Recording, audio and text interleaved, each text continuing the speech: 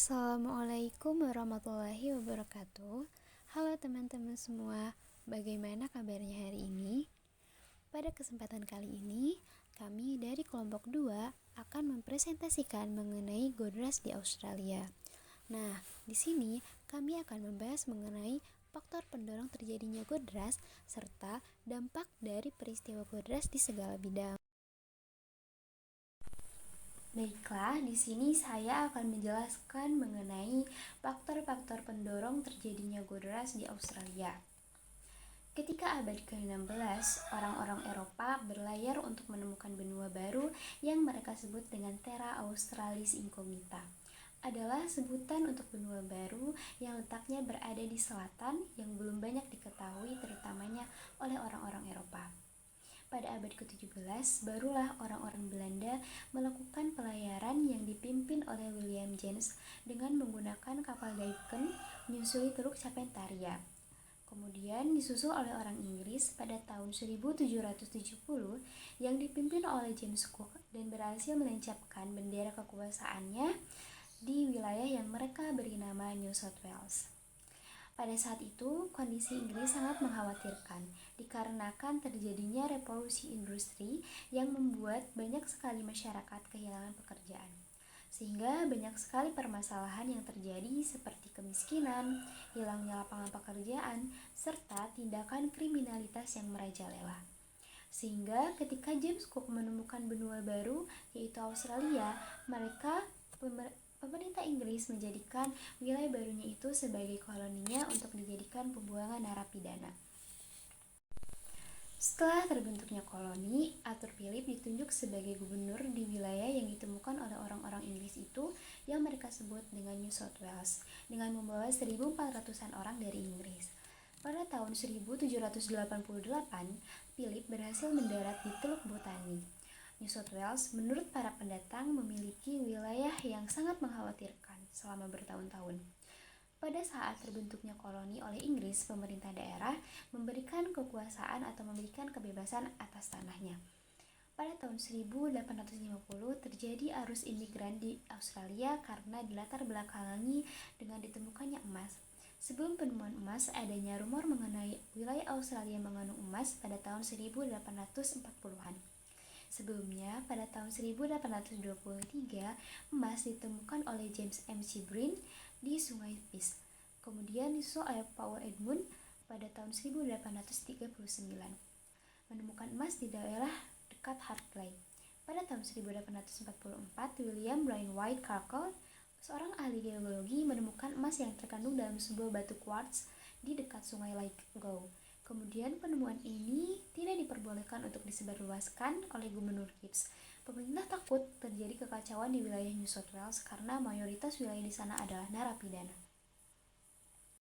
Peristiwa Godras di Australia, tepatnya yang terjadi di New South Wales dan Victoria pada tahun 1850-an, membuat perubahan dalam kehidupan masyarakat pada saat itu.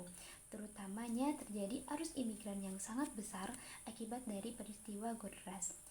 Sekitar 500 juta orang memasuki wilayah Australia yang menyebabkan meningkatnya jumlah penduduk Australia pada tahun 1861. Pada tahun 1851, demam emas dimulai dengan ditemukannya emas oleh Edward Hargreaves di lapisan aluvial Louis Pond Creek di Bathurst, New South Wales.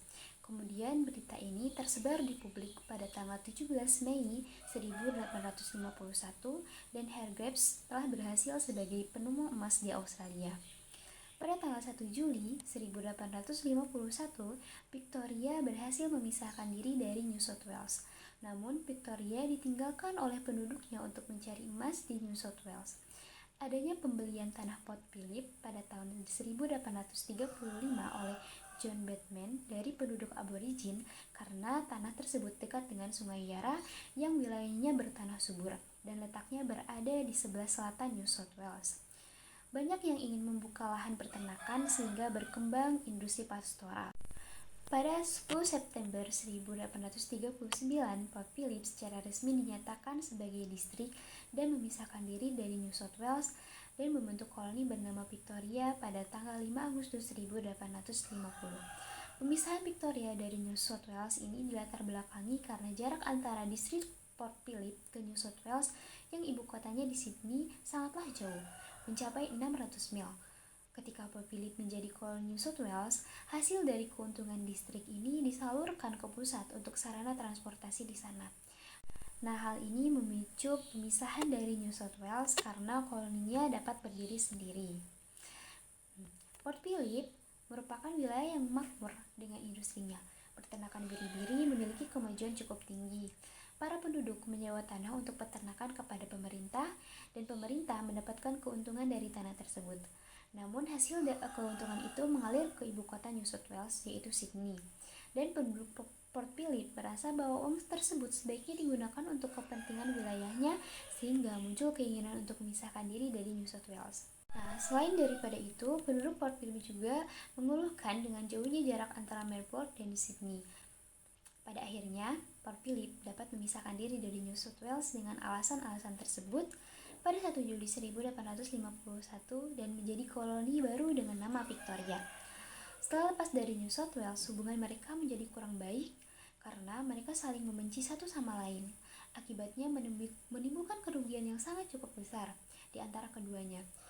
Dengan sama-sama memiliki keunggulan di bidang ekonomi, bukannya saling memajukan, tetapi mereka saling bersaing untuk mengenakan pajak yang tinggi. Hal ini karena sejak dari dulu, Victoria diperlakukan tidak adil oleh pemerintah pusat. Keadaan dapat diselesaikan ketika keduanya sepakat dalam mendirikan suatu federasi. Ketika para penduduk Melbourne pergi untuk mencari emas di New South Wales, penduduk di sana kemudian menawarkan sejumlah uang bagi siapa saja yang menemukan emas di wilayah sekitar Melbourne. Sehingga pada 8 Juli 1851, emas ditemukan di sana oleh Esmond, seorang digger dari California, sehingga ia dihadiahi uang sebanyak $1.000. Kemudian disusul pada 9 Agustus 1851, emas ditemukan oleh Thomas Hiscock di Buninyong dengan jarak 75 mil dari Melbourne. Penemuan-penemuan emas di Australia ini membuat beritanya tersebar sampai ke Eropa. Akhirnya, pada tahun 1851, berita penemuan emas tersebar sampai ke seluruh dunia, yang pada akhirnya juga Australia didatangi oleh para imigran-imigran dari Eropa, sehingga pada tahun tersebut Australia didatangi oleh sekitar 100.000 imigran. Penemuan emas ini dapat membawa perubahan yang besar bagi wilayah Victoria. Wilayah Victoria akhirnya didatangi oleh banyak orang untuk mendapatkan emas, sehingga emas membawa keberuntungan bagi wilayahnya. Terutamanya Victoria yang memiliki masa depan yang baik bagi pengembangan industri. Oleh pemerintah Inggris, Victoria dibantu dalam pengembangan industri dengan melakukan suatu politik proteksi. Pada 8 September 1851, emas ditemukan di Ballarat. Di wilayah tersebut memiliki kandungan emas yang sangat banyak, sehingga dibukalah pertambangan emas yang diresmikan oleh pemerintah pada tanggal 20 September 1851. Sebelum dijadikan ladang emas, Ballarat merupakan wilayah yang subur dan sangat cocok untuk dijadikan lahan peternakan, dan setelah ditemukannya emas di wilayah tersebut berubah menjadi wilayah pertambangan. Banyak yang datang ke Ballarat untuk mencari emas seperti orang Cina, Inggris, Amerika, Jerman, dan Portugis karena di Australia semakin banyak ditemukan ladang-ladang emas setiap tahunnya. Namun, kehidupan setelah ditemukannya emas di Ballarat sangatlah buruk. Akibat dari cuaca yang buruk menyebabkan banyak sekali permasalahan seperti wabah penyakit yang dengan mudah menyebar. Kemudian orang-orang meninggalkan pekerjaan asalnya hanya untuk mencari emas, dan juga kriminalitas yang sangat tinggi serta kurangnya sekali keamanan di Ballarat. Pada tahun 1853, berita penemuan emas ini telah sampai ke Cina. Pada saat itu, kondisi Cina sangatlah mengkhawatirkan. Untuk dapat sampai ke Australia, masyarakat di sana sampai mengumpulkan uang selama bertahun-tahun. Hingga pada akhirnya orang Cina sampai di sana untuk merubah nasibnya. Namun, emas yang ada di sana sudah mulai berkurang. Tapi orang Cina tetap berada di sana untuk hanya bekerja sebagai pencuci pakaian, menjual sayur, menjual makanan, dan juga obat-obatan. Sayangnya, orang-orang Cina dijadikan sasaran rasisme oleh orang-orang Eropa karena perbedaan kebudayaannya. Setelah demam emas usai, orang-orang Cina ada yang pulang ke negaranya, ada yang tetap tinggal di Australia. Di sana mereka bekerja Dan ada juga yang membuka suatu usaha restoran, sehingga lama-kelamaan keberadaan orang Cina di Australia diakui dan diterima di Australia. Dampak gold rush di bidang sosial dan budaya. Terjadinya gold rush di Australia menyebabkan timbulnya gelombang imigrasi sekitar tahun 1850-an. Demam emas merupakan sebuah peristiwa penemuan emas di New South Wales dan Victoria. Peristiwa ini kemudian menyebabkan arus imigran dari berbagai negara yang sangat besar, salah satunya yang berasal dari Cina. Sebelum emas ditemukan, di Australia sudah ada imigran yang berasal dari India dan Cina yang dibawa pemerintah untuk mengatasi kekurangan tenaga kerja pada sebelum peristiwa Gold Rush terjadi. Migrasi menyebabkan kepadatan penduduk dan juga menyebabkan adanya usaha dalam mengurangi kepadatan penduduk serta mengatasi berbagai masalah sosial. Maka pemerintah memindahkan penduduk Inggris ke Australia. Hal ini bertujuan untuk mempercepat pembangunan koloninya. Migrasi selanjutnya dimulai setelah Perang Dunia Kedua. Terjadi ketidakstabilan di wilayah Eropa. Pasca Perang Dunia Kedua, banyak penduduk yang tinggal di kamp pengungsi, namun lama-kelamaan kamp pengungsi menjadi penuh. Di Australia, banyak sekali industri yang telah berkembang, namun pada saat itu penduduk Australia sedikit dan sangat kekurangan tenaga terampil, sehingga membutuhkan tenaga kerja yang memiliki keahlian. Melihat keadaan Eropa yang seperti itu, pemerintah Australia memerintahkan penduduk Eropa untuk berimigrasi ke Australia.